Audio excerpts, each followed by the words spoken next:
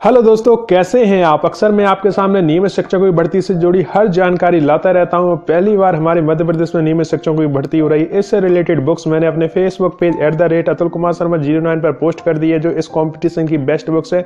वहां पर अमेजॉन की लिंक शेयर की है, जिन्हें आप ऑनलाइन मंगा सकते हैं। 5 दिन में ये बुक्स आपके पास पहुंच जाती है।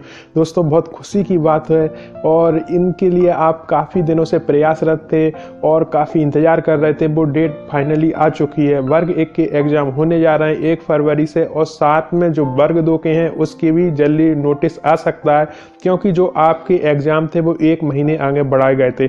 हम बात करें तो आप देखोगे कि 29 दिसंबर को जो एग्जाम होने थे अब वो 1 फरवरी को हो रहे हैं, करीब करीब 1 महीने ही। और जो पेपर 19 जनवरी को होने थे यानी वर्ग 2 के, वो भी 1 महीने बाद यानी करीब 20 फरवरी 21 फरवरी को हो सकते हैं। ये पूरी संभावना बताई जा रही। तो कुछ दिन में आपको वर्ग 2 का भी नोटिफिकेशन मिल सकता है। जहां तक बात करें वर्ग 3 के, तो उनके भी फॉर्म फिल बहुत जल्दी हो सकते हैं। तो दोस्तों, कुछ नियम है और बहुत सी जानकारी है जो आज मुझे आपके साथ शेयर करनी थी। सबसे पहले तो दोस्तों, तहे दिल से धन्यवाद कि आपने मेरा इतना साथ दिया, इतना सहयोग दिया। और मैंने आपसे कहा था कि आप पढ़ाई कैसे भी न छोड़ें, और मैंने आपको बार बार हवाला दिया था हमारे प्रोफेशनल एग्जामिनेशन बोर्ड के नोटिस का कि सिर्फ 1 महीने आपकी डेट्स आगे बढ़ाई गई है। ये नहीं कहा गया कि अनिश्चित काल के लिए आपकी डेट्स आगे बढ़ा दी गई है, सिर्फ 1 मंथ। और 1 मंथ में आपको भटकना नहीं है, आपको सही से तैयारी करनी है, पढ़ाई कंटिन्यू रखनी है। वो आपने किया और आपको उसका अब लाभ मिलेगा दोस्तों। तो इसके पूरा श्रेय आपको जाता है दोस्तों कि आपने मेरी बात पर विशेष ध्यान दिया, मुझ पर भरोसा रखा। और मैंने कहा था कि डेफिनेटली ये एग्जाम होंगे। बहुत से लोगों ने कहा कि प्रोफेशनल एग्जामिनेशन बोर्ड बंद हो जाएगा तो हमारे एग्जाम कैसे होंगे। मैंने आपसे कहा था कि ये आपकी प्रॉब्लम नहीं है। गवर्नमेंट कोई भी आयोग बंद करे, कोई भी आयोग बनाए, उससे हमें कोई मतलब नहीं है। आपने फॉर्म फिल किए हैं तो इसका सीधा एक ही मतलब है कि आपके एग्जाम होंगे। कोई भी बोर्ड आपके एग्जाम ले ले, आपको ये है कि मुझे एग्जाम देना है और जॉब प्राप्त करना है। फाइनली वो घड़ी आ गई है। और मैंने आपसे ये भी कहा था कि जो आचार संहिता लगी थी उसके चक्कर में कुछ काम नहीं हो पाया था, तो आपके जो प्रवेश पत्र थे उनमें कुछ विसंगतियां रह सकती हैं, जिन्हें दूर करने के लिए प्रोफेशनल एग्जामिनेशन बोर्ड ने तकनीकी कारण से 1 महीने आगे आपके ये एग्जाम बढ़ा दिए थे। और साथ साथ मैंने ये भी कहा था कि जब प्रोफेशनल एग्जामिनेशन बोर्ड बहुत से आदेश और बहुत से जो हमारे परीक्षा परिणाम है वो जारी कर रहा है, उन्हें मान्यता मिल रही है, तो फिर प्रोफेशनल एग्जामिनेशन बोर्ड कैसे बंद हो सकता है। वो तो एग्जाम लेगा ही लेगा। तो आपके एग्जाम होने ही होने हैं। साथ में मैंने ये भी कहा था कि जो लोकसभा चुनाव है वो अब आने वाले हैं, तो कोई भी गवर्नमेंट ये एग्जाम कराती है तभी उन्हें लाभ मिलेगा। तो इन सब बातों का एक ही मतलब निकलता था कि ये एग्जाम होंगे ही होंगे। बीच में आपने मुझसे ये भी कहा कि सर आप हम आंदोलन करेंगे, तो मैंने ये कहा कि आप आंदोलन करने के लिए बिल्कुल भी आप जो भी करना चाहें वो आपका निर्णय है, आप उसके लिए फ्री हैं, लेकिन पढ़ाई ना छोड़ें। तो उसमें भी आपने कहा कि सर हम पढ़ाई नहीं छोड़ेंगे, हम कुछ भी करेंगे लेकिन पढ़ाई हम जारी रखेंगे। तो ये सब आपके मैं कहूँ कि बहुत अच्छी सोच थी और पॉजिटिव सोच थी कि आपने पढ़ाई नहीं छोड़ी और फाइनली आपको अब उसका पूरा बेनिफिट मिलेगा। वर्ग 1 की एक जो जॉब होती है वो बहुत बड़ी जॉब होती है, बहुत मायने रखती है, और इससे आपको फाइनेंशियली और सामाजिक रूप से बहुत सिक्योर हो जाती है, फाइनेंशियली सिक्योर हो जाती है। सामाजिक में इसका बहुत एक रिप्यूटेशन है, मैं कहूँगा कि एक बहुत बड़ी बात होती है वर्ग 1 में आपकी जॉब लग जानी। यानी कि ये आपकी लाइफ का, आपकी जो पढ़ाई है उसका पूरा उपयोग है, और यहाँ पर आपको अब फाइनली वो मौका मिल रहा है। तो आप बिल्कुल सही से तैयारी जारी रखें। तो मेरा मन बड़ा खुश है आज, और मुझे रात में बड़ी अच्छी नींद आई दोस्तों, और मुझे लगा कि सुकून की नींद आई कि मैं जो सोच रहा था वो हो रहा है और आप एग्ज़ाम दे रहे हैं। मैंने भी वर्ग 3 का एग्ज़ाम दिया था दोस्तों 2011 में। मध्य प्रदेश में 559वीं रैंकिंग आई थी, लेकिन बीएड डीएड नहीं था तो मैं नहीं लग पाया। वो मन में एक रह गया था कि 559वीं रैंकिंग आने के बाद भी मेरा नहीं हो पाया, लेकिन भगवान ने देखो कितना अच्छा मुझे मौका दिया, काम दिया। आप जैसे अच्छे टैलेंटेड लोगों से मुझे जोड़ दिया। उन्होंने कहा कि तुम्हें सिर्फ सूचना पहुँचानी है इन तक, और तुम नहीं लग पाए तो क्या हुआ, सबके पास सूचना पहुँचाओ। तो आपकी जो सफलता है, आपको जो जॉब मिलेगी, उसमें मैं अपनी सफलता देखता हूं कि वो कहीं ना कहीं रह गया था, तो वो अब सपना पूरा होना जा रहा है। तो आपके लिए तहे दिल से धन्यवाद दोस्तों कि आप मेरा सपना पूरा कर रहे हो। आप जो तैयारी कर रहे हो, आपको जो जॉब मिलेगी, वो मेरा सबसे बड़ा सपना है। वो जिस यूट्यूब हमारा जो परिवार है उसका हर एक सदस्य अपने आप में टैलेंटेड और गुणी है, और हमेशा मेहनत कर रहा है और सकारात्मक सोच के साथ, और इतनी गरीबियों में रहते हुए, इतनी सारी विसंगतियों को सहते हुए वो अपनी पढ़ाई जारी रखे हुए, यानी क्रिटिकल कंडीशन है, उसकी फाइनेंशियली सिक्योर नहीं है, फिर भी वो लगा हुआ है, कहीं ना कहीं जॉब भी कर रहा है और पढ़ाई भी जारी रखे, तो आप जैसे मेहनती और अच्छे लोगों से मैं जुड़ पाया तो मैं अपने आप को बहुत भाग्यशाली समझता हूँ दोस्तों। तो आपको जितनी भी मैं आपकी आज तारीफ करूँ ना उतनी मुझे कम लग रही है, क्योंकि आपने इतना भरोसा दिया, इतना प्रेम दिया, इतना सम्मान दिया कि शायद मुझे भी यकीन नहीं था या मुझे भी इतना अनुमान नहीं था कि इतना बड़ा रिस्पॉन्स मिलेगा, इतना प्यार मिलेगा, इतना सम्मान मिलेगा और इतने अच्छे नेक इंसानों से मैं जुड़ पाऊंगा। ये किस्मत की बात होती है, भाग्य की बात होती है। तो दोस्तों कुछ नियम है, उन्हें मैं आपके सामने आज रखने जा रहा हूँ और बहुत खुशी महसूस हो रही है। वर्ग 1 की नोटिस जारी हो चुका है, वर्ग 2 का कुछ दिनों में होने वाला है, वर्ग 3 की भी फॉर्म फिल जल्दी होंगी। तो कुछ नियम है वो मैं आपके सामने पढ़ देता हूँ जिन्हें आपको पालन करना है, क्योंकि इनका पालन करके ही आप अच्छे से एग्जाम दे सकते हैं। तो नियम क्या है वो मैं आपको बता रहा हूँ।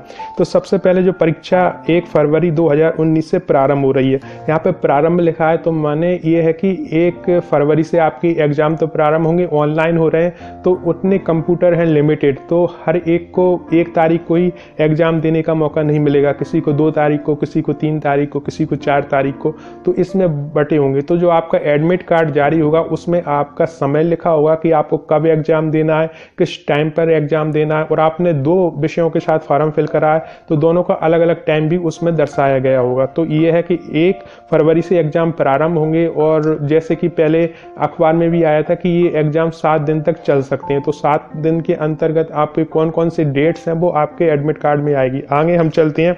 तो परीक्षा 2 पालियों में होगी दोस्तों। पहली पाली होगी सुबह की और दूसरी पाली होगी दोपहर की। अब इसमें क्या क्या नियम है वो मैं आपको बता रहा हूँ। तो परीक्षा की पहली पाली में रिपोर्टिंग का समय है आपका 7:30 से 9 बजे के बीच में, यानी कि 7:30 से 9 बजे के बीच में आपको कंप्यूटर कक्ष में पहुंचना ही पहुंचना है दोस्तों। ये आपका रिपोर्टिंग समय है। सेकंड इसमें है कि महत्वपूर्ण निर्देश पढ़ने का समय है आपका 9:20 से 9:30 तक 10 मिनट का, यानी आप देखोगे ना तो आपको ये बताया जाएगा महत्वपूर्ण निर्देशों में कि कैसे कैसे इसमें एग्जाम देना है। आपको वहाँ पर भाषा चुननी होगी, तो यहाँ पर आप विशेष ध्यान रखें कि आप हिंदी मीडियम से हैं तो बाय डिफॉल्ट भाषा हिंदी चुने, तब उसे लॉक करें। बाई चांस आपने इंग्लिश चुन ली ना तो पूरा एग्जाम आपका इंग्लिश में आ जाएगा, जहां आपको दिक्कत आएगी। बीच में आप हिंदी का इंग्लिश, इंग्लिश का हिंदी कर सकते हो, लेकिन हर एक क्वेश्चन पे आपको हिंदी का इंग्लिश, इंग्लिश का हिंदी करना पड़ेगा यदि गलत लैंग्वेज चुन ली। तो यहाँ पर विशेष ध्यान देना और जो भी आपके उस कक्ष में लगे हुए हैं उनसे भी पूछ लेना कि सर मैं हिंदी मीडियम से हूं, तो ऐसी कोई दिक्कत नहीं कि आप नहीं पूछ सकते, उनसे पूछ सकते हैं, वो बताएंगे आपको। लेकिन ये है कि आप हिंदी मीडियम से हैं तो हिंदी भाषा बाय डिफॉल्ट चुने, और इंग्लिश मीडियम से हैं तो इंग्लिश मीडियम बाय डिफॉल्ट चुने, तो उसमें ही आपका पूरा जो एग्जाम होगा। तो ये विशेष आप ध्यान रखें, क्योंकि जो भी क्वेश्चन आएंगे ना वो आपके यदि इंग्लिश मीडियम चुन लिया तो आपका बाल विकास हो चाहे आपका सब्जेक्ट हो वो पूरा इंग्लिश में आ जाएगा, तो दिक्कत आ जाती। तो इसका विशेष ध्यान रखें। 10 मिनट उसी के हैं, इसमें कंफ्यूजन की आवश्यकता नहीं है। बिल्कुल कूल माइंड से बैठें और देखें कि हम हिंदी मीडियम है तो बाय डिफॉल्ट हिंदी भाषा चुन लें। तो 10 मिनट आपके उसके हैं, आपको उस पर ओके करना है और उसके बाद फिर आगे आपका कंप्यूटर है जो सॉफ्टवेयर है वो बढ़ जाएगा।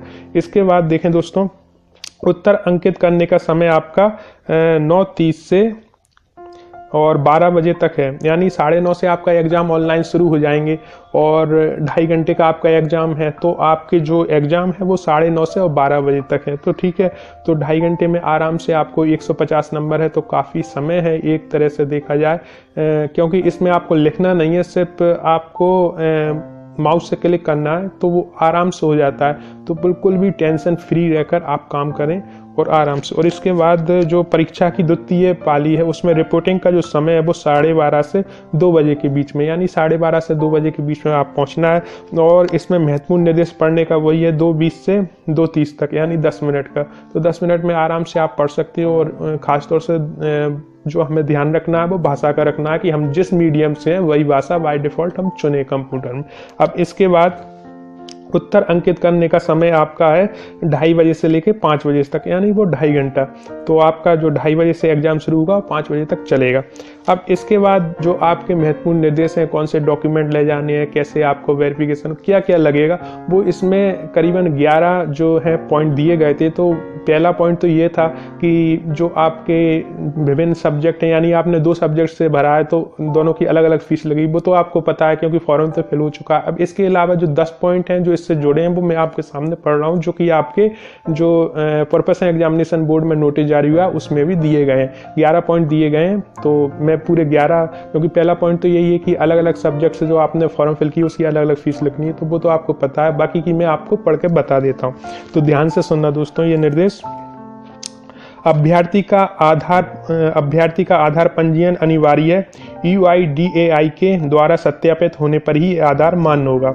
अब दोस्तों यहाँ कन्फ्यूजन मत हो जाना कि UIDAI क्या है, वो आप सभी को पता है, और उस पर जब सत्यापित होता है तभी आपका आधार कार्ड जनरेट होता है, तो वो कोई दिक्कत नहीं है। आपके पास डाक का आधार कार्ड हो या आपने ऑनलाइन निकलवाया हो, दोनों ही मान्य है, तो दोनों में से आपको एक ले जाना है, अनिवार्य है।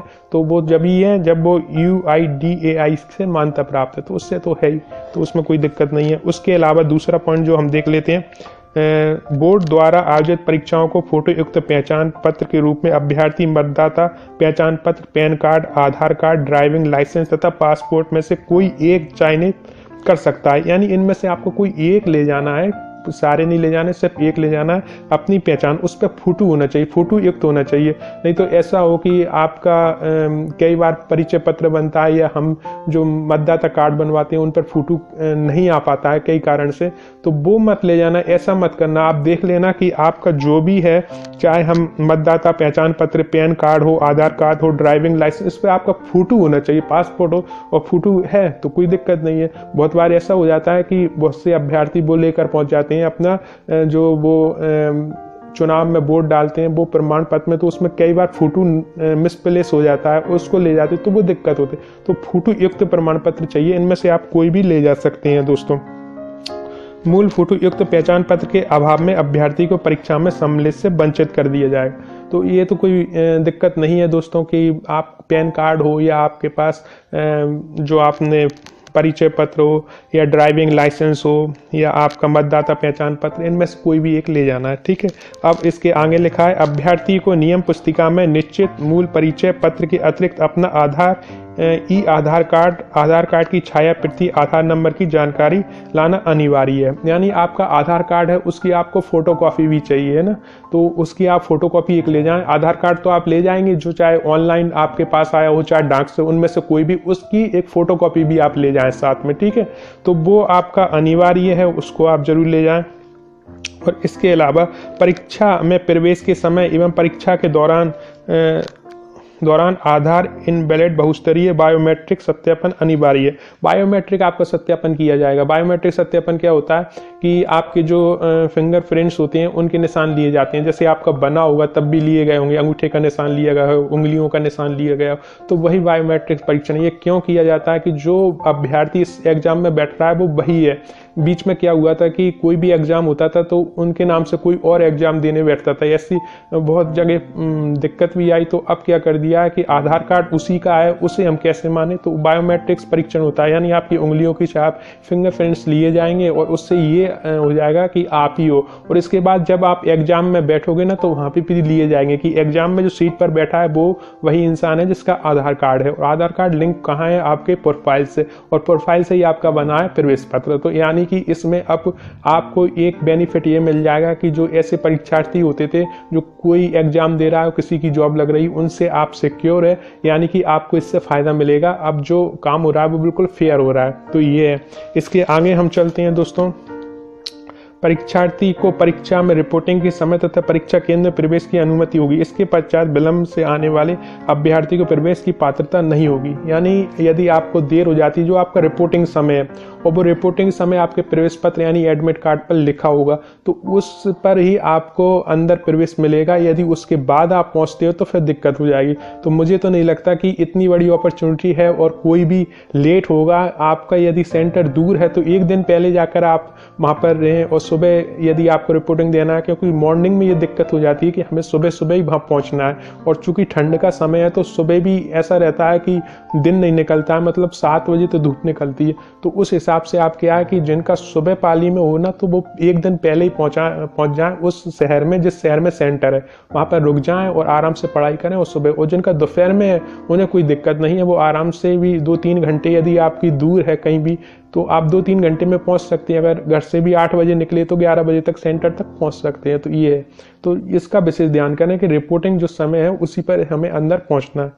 अब इसके अलावा दोस्तों और देखते हैं, परीक्षा कक्ष में इलेक्ट्रॉनिक डिवाइस या mobile phone, calculator, log tables एवं नकल पर्चा इत्यादि का उपयोग पूर्णतः वर्जित है। तो ये ना ले जाएं आप, क्योंकि एक बार मैं भी ऑनलाइन एग्जाम दे रहा था, तो एक जो लड़की थी वो गलती से अपना मोबाइल जमा ना करके अंदर ले आई थी। तो ये होता है कि आप अंदर लेकर ही जाके, कुछ सीसीटीवी कैमरे लगे हुए हैं, सब लगे हुए हैं, तो आपका वो मोबाइल गलती से आ गया है तो जो भी कक्ष में है उसे आप दे दें कि सर ये गलती से आ गया है तो रख। तो ऐसा कुछ नहीं है, आप सेंटर तक तो ले जाते हैं क्योंकि उससे संपर्क बनाने के लिए मोबाइल ही है एक, लेकिन ये है कि सेंटर के बाहर भी टेबल रख दी जाती है, तो वहाँ पर आपका जमा करा लिया जाता है नाम से, तो वो आप जमा भी करोगे वहाँ पर। और यदि आपका कोई फ्रेंड्स है या आप कार से गए हो तो उसमें ही रखोगे, तो अधिकतर आप उसी फ्रेंड्स को लेकर गए हो तो उसके पास रहेंगे आपके जो भी मोबाइल वगैरह है। और ये है, लेकिन अंदर लेकर ना जाएं क्योंकि पूर्णतः वर्जित है और हमें रिस्क 1% भी नहीं लेना है। तो ये है। अगले क्वेश्चन पे वो अगले उस पर चलते हैं।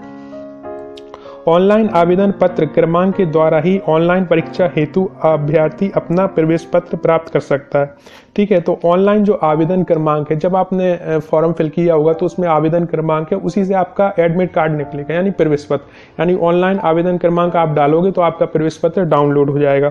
अब इसमें साफ लिखा है कि अतः आवेदन पत्र क्रमांक आवश्यक रूप से संभाल कर रखने की जिम्मेदारी आवेदक की होगी। यानी वो जिम्मेदारी आपकी है कि आपने उसे संभाल कर रखा होगा, उसी आधार, उसी जो क्रमांक है ना आवेदन का, उसी से आपका जो एडमिट कार्ड है वो निकलेगा दोस्तों। तो ये है। और आगे हम देख लेते हैं, परीक्षा केंद्र पर आवेदक को काला बॉल पॉइंट पेन तथा परीक्षा हॉल में प्रवेश हेतु मंडल की वेबसाइट डाउनलोड किए प्रवेश पत्र साथ लाना अनिवार्य है। यानी प्रवेश पत्र आपको ले जाना, एक ब्लैक पेन ले जाना है आपको, ये दोनों अनिवार्य है।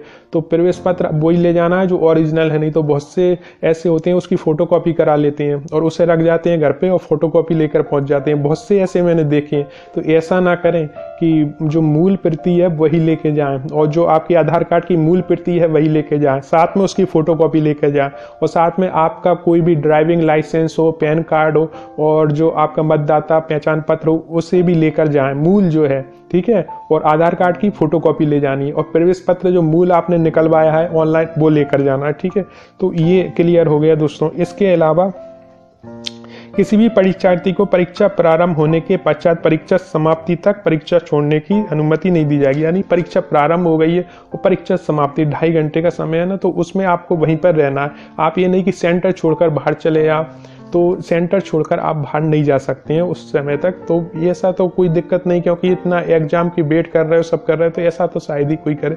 तो ये भी है एक नियम। और इसके अलावा जो लास्ट नियम है वो आप देख लें, आवेदन पत्र भरते समय उम्मीदवार को किसी भी प्रमाण पत्र का परीक्षण पीबी द्वारा नहीं किया गया है, अतः कंप्यूटर आधारित ऑनलाइन परीक्षा के उम्मीदवार की पात्रता पूर्णतः प्रबाधित होगी।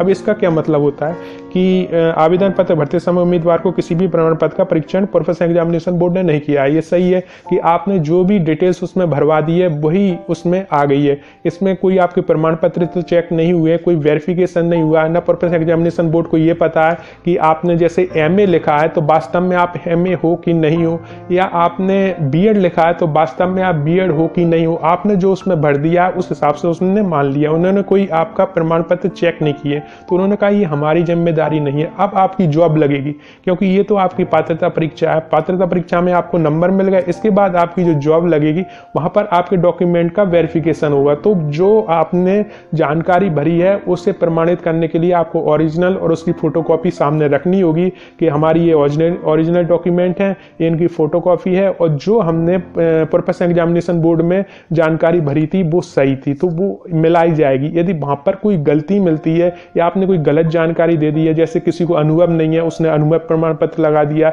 कोई एमए नहीं है उसने अपने आप को एमए लिख दिया, किसी ने मान लो बीएड नहीं किया है और उसने कहा कि मैं तो बीएड हूं और फॉर्म फिल कर दिया, तो ये विसंगति उन्होंने की है। तो जो आपकी ज्वाइनिंग होगी उस समय आप पकड़े जाओगे, यानी उसमें आपके ओरिजिनल डॉक्यूमेंट और जो आपने जानकारी भरी है प्रोफेशनल एग्जामिनेशन बोर्ड में उसको क्रॉस चेक किया जाएगा और उन सर्टिफिकेट को वेरिफिकेशन किया जाएगा। तो इसकी जिम्मेदारी स्वयं आपकी है और उस समय आपको जो भी आपने जानकारी अभी भरी है प्रोफेशनल एग्जामिनेशन बोर्ड को वो सत्यता हो, वो सत्य है वो जानने के लिए या उन्हें प्रमाणित करने के लिए आपको प्रमाण पत्र पेश करने होंगे।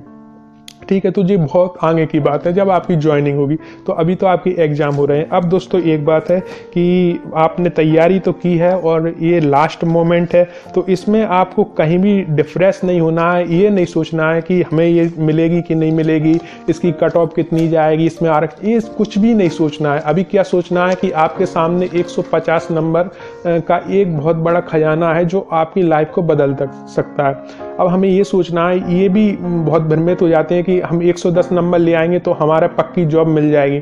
ये नहीं सोचना है, आपको ये सोचना है कि हमें 150 में से 150 कैसे लाने, 150 में से हमें एक नंबर भी कम नहीं चाहिए। ये सोचकर आपको पढ़ाई करनी, फिर जितने मिल जाए, हमें 150 में से 135 मिल जाए, 120 मिल जाए, 100 नंबर मिल जाए, 110 मिल जाए, वो एक अलग मैटर है। लेकिन अभी आपकी सोच क्या होनी चाहिए, 150 में जितने अच्छे नंबर ला सकें, 150 के जितने करीब पहुंच सके उतनी आपकी संभावना बढ़ जाएगी। इस जॉब की, जॉब बहुत बड़ी है, आपकी लाइफ में पहली बार आ रही हो। मैं बार बार जॉब की ये इसकी क्यों कह रहा हूं, क्योंकि ये बहुत बड़ी जॉब है दोस्तों और 2011 के बाद अभी निकली है और अब के बाद कब निकलेगी कोई भी नहीं जानता है, क्योंकि लंबा गैप हो जाता है। तो ये मान के चलें कि 2011 में जो ऑवरेज हुए थे उनके लिए वो लास्ट कॉम्पिटिशन था और जो इस 2019 के एग्जाम में ऑवरेज होंगे उनके लिए ये लास्ट कॉम्पिटिशन होगा। तो ये मान के चलें कि आपको 1 तारीख को इतना अच्छा परफॉर्मेंस देना है, इतना अच्छा परफॉर्मेंस देना है कि आपको ये जॉब मिल जाए। और मुझे पूरा यकीन है कि आपको ये जॉब मिलेगी, क्योंकि आपने पढ़ाई जारी रखी है और इतने सालों से आपने बीए किया हुआ, बीएससी, बीकॉम जो भी या एमए, एमएससी जो भी आपने किया वो पढ़ाई आपके साथ है, बीएड की पढ़ाई आपके साथ है, इतने दिनों से पढ़ रहे वो आपके साथ है, ऑनलाइन पढ़ाई कर रहे वो आपके साथ है। तो ये सब मिलकर आपको स्कोर अच्छा करने में मदद करेगी दोस्तों। तो मेरे तरफ से आपको शुभकामनाएं हैं और मेरा सपना मुझे पूरा होता दिख रहा है, क्योंकि आप हर एक जॉब प्राप्त करोगे ही करोगे। इसमें से हर एक मेरा जो परिवार का सदस्य है, जो हमारी परिवार एक फैमिली है यूट्यूब की, उसका हर एक सदस्य को जॉब मिलनी ही मिलनी है। इसमें आप अच्छा करोगे, बेनिफिट वर्ग 2 में मिलेगा, क्योंकि वर्ग 1 से सरल होता है वर्ग 2 का एग्जाम सिलेबस वाइज और वर्ग 2 से सरल होता है वर्ग 3 का एग्जाम। तो इन 3 श्रेणी में आप कहीं ना कहीं तो जॉब प्राप्त करोगे और मैं ये चाहता हूं कि पहले आप वर्ग 1 का दे रहे हो तो उसमें ही आपका सिलेक्शन हो जाए वर्ग 1 में। तो आपने ये वीडियो यहाँ तक देखा, इतना समय दिया, उसके लिए आपको दोस्तों तहे दिल से धन्यवाद दोस्तों। और प्लीज़ तैयारी जारी रखें, फाइनली वो मौका आ चुका है। आपने इस वीडियो को यहाँ तक देखा उसके लिए आपको धन्यवाद दोस्तों।